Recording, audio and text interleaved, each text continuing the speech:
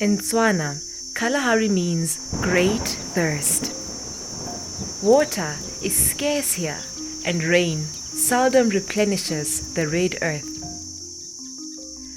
Sadly, this once harmonious ecosystem has been damaged by the introduction of invasive alien plant species.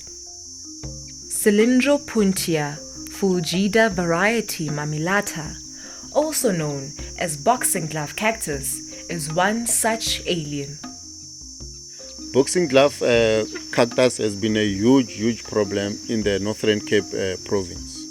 If we don't remove boxing glove, we're going to end up with situations as we have experienced in South Africa and Australia over the last 100 years, where these invaders are covering millions of hectares.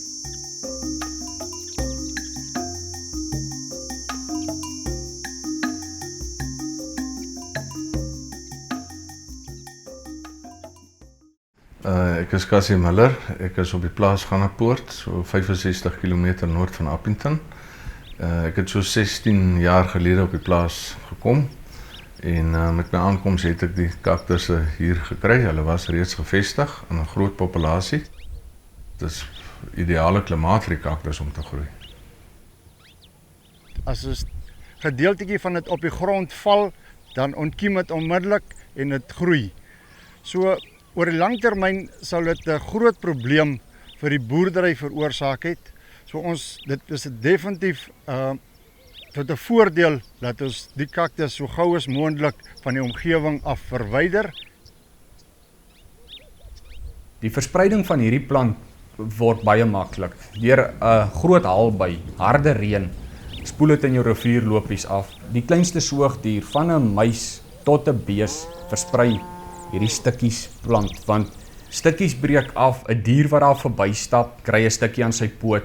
Hy val 3 km of 4 km van daar af val hy weer en daarvan af versprei dit weer. So dit versprei regtig waar enorm vinnig. Ek het al gesien by my waar jy net met die voertuig verby 'n plant ry, dan steek dit in die wiel in en so ry jy vir kilometers na jou ander gronde toe en jy versprei dit ook daarso. At dry season, the goats and the sheep try to eat this plant, and it has got spines which have got hooks. Twee van die lammetjies het is so, hulle se monde seer. Lyk soos baarse, begin mak. Once it's infested an area, it uses all the water resources in the area, especially in the Kalahari where it's reasonably dry. It starts cutting down the amount of area available for grazing.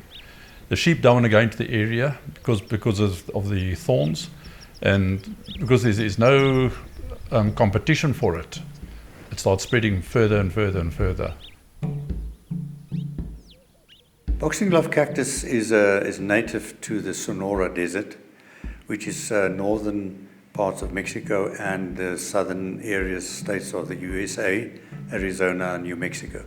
But the boxing glove cactus is actually a genetic aberration of the original Cylindropuntia choya, the one Cylindropuntia fulgida variety fulgida, with the many spines.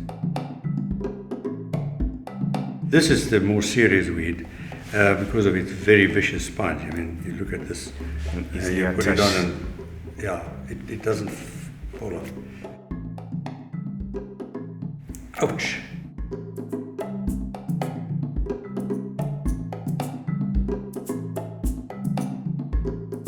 These things have incredible spines, but this one is much more benign. It doesn't stick as bad as the other one, but it does. But the spines are not as vicious as this one. The infestations is interesting enough. They have all emerged from rockeries, from gardens. Ek dink die oorsprong van die kaktus is hier van die rotsteen af, wat dit maar redelik goed versprei het daar en dan oor die draad gegooi is en so het dit maar versprei deur die diere. It was obviously introduced as an ornamental because it looks strange, it looks exotic. In die Kalahari by ons en in die Karoo dink ek waar dit ook glo baie staan, is enige groen ding 'n mooi ding.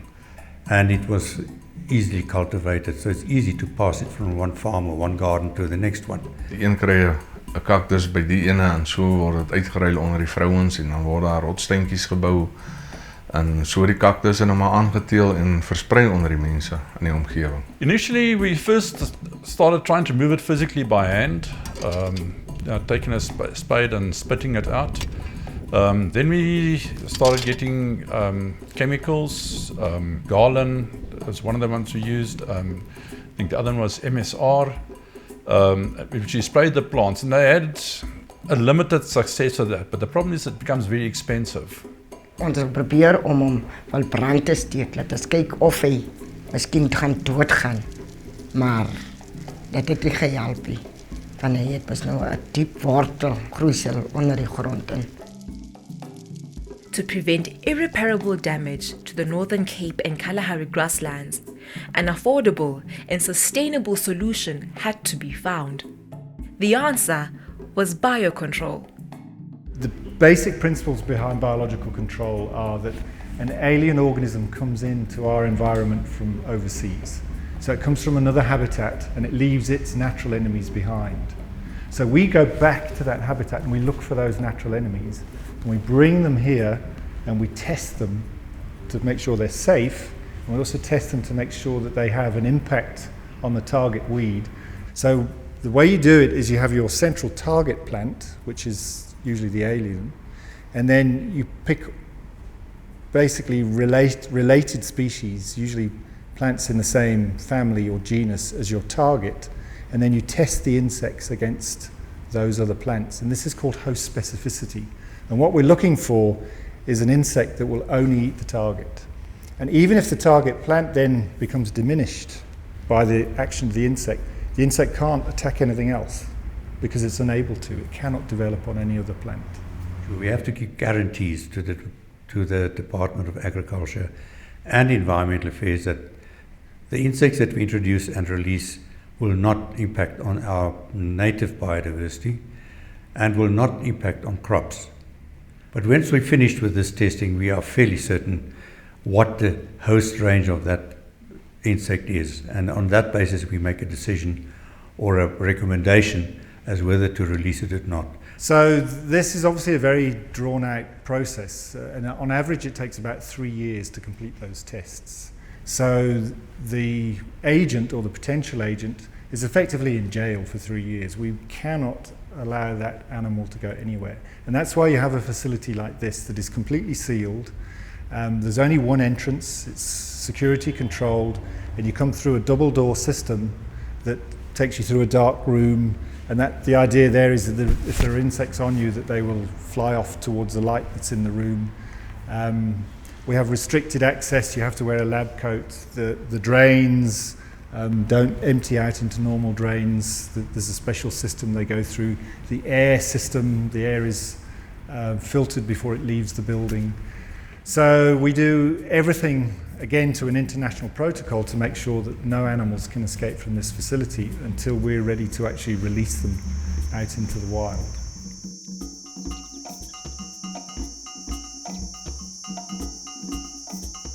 One natural enemy of boxing glove cactus is a host-specific biotype of the cochineal insect. The cochineal insect Dictylopius tomentosus is highly effective into controlling the boxing glove cactus in South Africa. The cochineals are typically a type of woolly aphids or mealybug type of group of insects. The females are covered with a layer of white hair or white filaments that cover the body for protection. There are 9 species in the genus Dactylopius, which are all the cochineals, of which we've used 4 for biocontrol. And these 4 species have had major impacts on several cactus invaders. And in this particular case on the boxing glove, I find this particular cochineal on a related cactus species in Baja California South, which is thousands of kilometers away from the center of distribution of the weed. Ek was die eerste plaas gewees wat hierdie biologiese middel wat hulle kom proef het hier by my. The first release of cochineal insect in Nino Farm took place in October 2011. Ek het besluit, okay, ek gaan hierdie plante met 'n gifstof bespuit en tot ek agtergekom het dit is regtig 'n duur opsie, het ek vir Working for Water genader om my te kom help. Hulle het vir my gesê hulle het 'n nuwe gogga wat hulle by my wil los. Dis 'n tipe cochineal. En ek was baie pessimisties vir dit gewees. Ek het gedink dit gaan nog 'n nie werkende verhaal wees. So ek het vir hulle 'n voorstel gemaak. Kom ons maak 'n sekere kamp van my, maak ons 'n biologiese werk van en die ander kant gaan ons met garlons bespuit. Ons het die garlon gespuit, 2 spanne, was hierso Working for Water, so trend R150,000 se gif op 4 hektaar uitgespuit. Verskriklik duur. 40 mense op jou plaas. Dit het gewerk. 3 weke daarna dan sien jy die plante se koppe hang. Die plante is besig om dood te gaan. In dieselfde tyd het ons op die ander gedeelte die cochineal gelos. After 3 months, he called and says, the biocontrol is not working. So I also believe that it will not work, same as he believes it. Then later on, after 6 months, he called again and says, hey, Trevor, I think it's working. Toe was die biologiese kontrole met die chemiese spuit dieselfde vlak gewees. Ek het net 6 maande vroeër was die chemiese plante nou al dood gewees. Maar nou is 3 jaar later, jou bossies is nog steeds dood. Daar kom nog steeds die gras in nie. Ek dink die gifstowwe gaan maar in die grond in. En soos ek sê, dit was 'n R250,000 se operasie saam met die arbeid wat Working for Water my mee gehelp het, wat wonderlik van hulle was. Maar ek sou vandag nie na daai opsie kyk nie. So after it was released in the first farm, that became our reserve for that biocontrol. So we have to collect it from that area to the next farms. We actually use teams which we harvest the infested pieces of the cactus plant with the biocontrol. We transport it to the next farm. We are using tongs or bright tongs to actually carry the cladodes or the joints. So we actually stick that piece into the new plant. This cochineal insect will by itself climb to the top of the plant, then they fly to the next plant. The cochineal insect spreads by wind, by air. So you don't need to put the insects out on every single plant. You put it out on every 20 meters maybe apart. In the case of boxing glove, in the hot, dry areas of the country like Northern Cape, it usually we have fantastic results in 2 or 3 years. Initially, it is very difficult to convince a farmer that biocontrol it is something that can work. Trevor het hier aangekom, ons het mekaar ontmoet.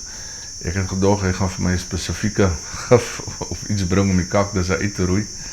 En toe het hy nou hier met 'n boksie vol plantjies aangekom met een of ander gogga op die lys op die plantjies. En ek was in die begin maar baie skepties oor die ding.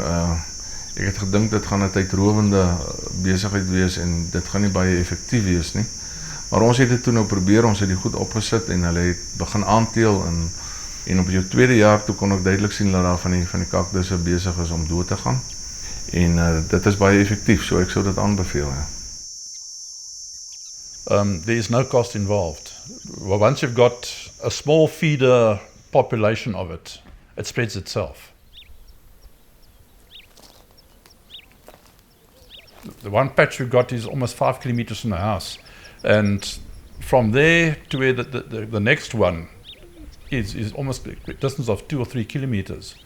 And you know, about last year we were discussing whether we're going to take a portion and go and put it on the plant, and then we had a look at the plant and said, but hang on, it's there already. There's no need to do anything.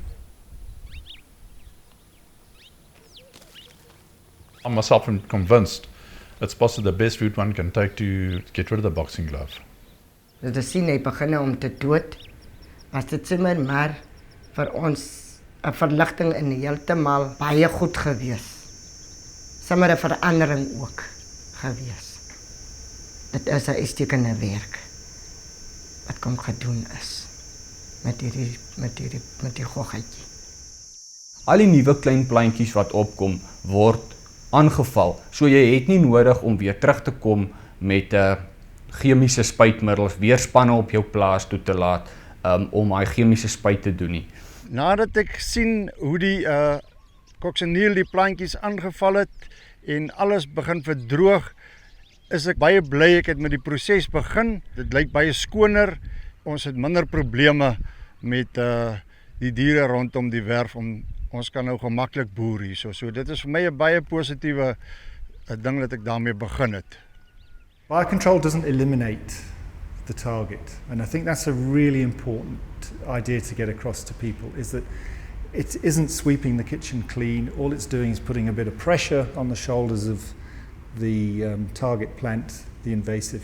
So it doesn't use all the water, it doesn't eliminate all the other plants around it.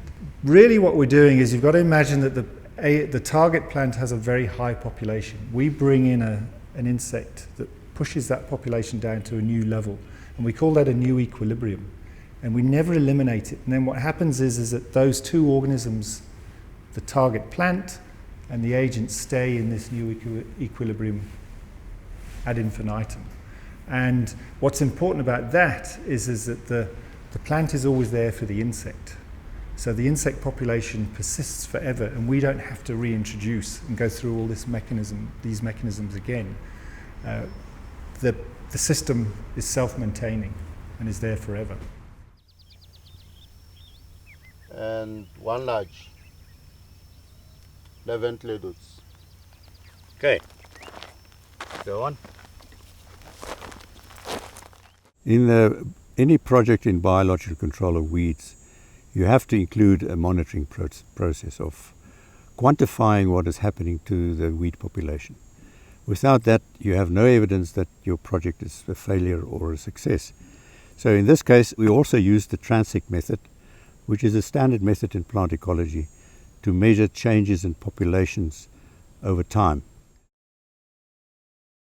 Biocontrol is obviously a very important part of the South African management of alien weeds. We've had a 100-year history of releasing insects against alien weeds, and we've released over 106 agents against around about 48 plants.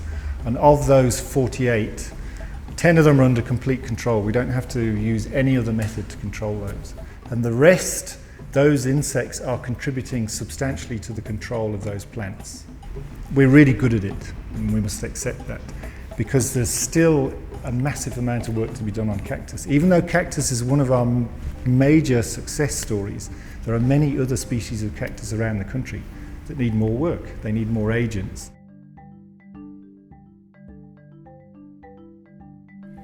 The results speak for themselves. Biocontrol is the most affordable, effective, and sustainable method of managing unwanted populations of invasive plant species.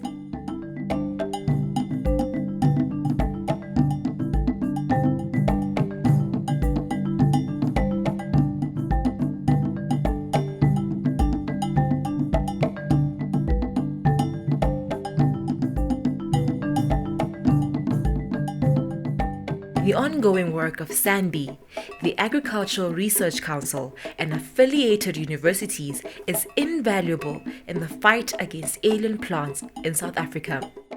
The generous financial support from the Department of Environmental Affairs enables further biocontrol research, as well as early detection and rapid response programs.